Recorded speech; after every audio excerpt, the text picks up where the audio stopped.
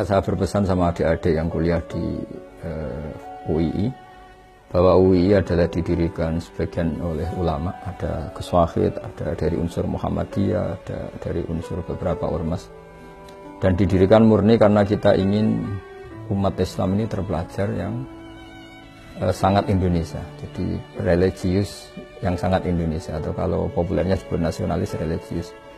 Karena kita tidak pernah ingin Islam benturan dengan negara, negara benturan dengan Islam. Contoh yang paling mudah tentu kita anti narkoba, negara menyediakan ada BNN. Islam mengharamkan curang, korupsi, negara ada KPK. Islam ingin negara ini stabil, nyaman, negara ada kepolisian yang menjaga kestabilan itu.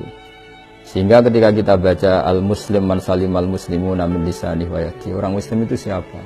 Yang orang lain itu selamat, terbebas dari makarnya dia, dari sikap tidak simpatinya dia, baik yang dilakukan lisan, mulut maupun tangan. Sehingga ketika kita menganjurkan kedamaian, menganjurkan sangat Indonesia, itu selalu tidak pernah kita ini benturan dengan negara. Dan itu yang diinginkan para bapak bangsa, para ulama kita, para guru-guru kita. Sehingga dalam sebuah makalah yang luar biasa, kata Imam Zuhri, kenapa ada sulhul Hudaybiyah, perjanjian dalam Hudaybiyah.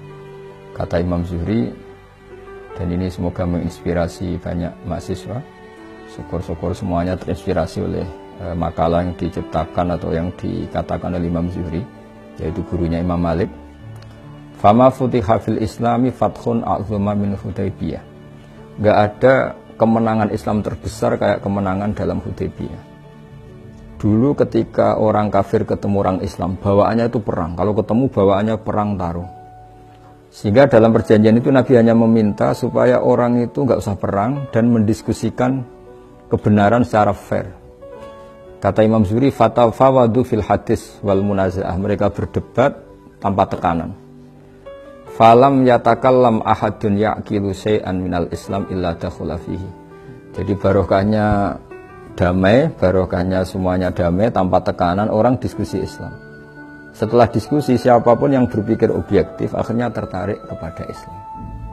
Tentu dulu misalnya mereka diskusi gimana kalau menyembah berhala yang dari batu dengan menyembah Tuhan Muhammad yang sifat dasarnya itu pencipta langit bumi yang ada sebelum ada langit dan bumi.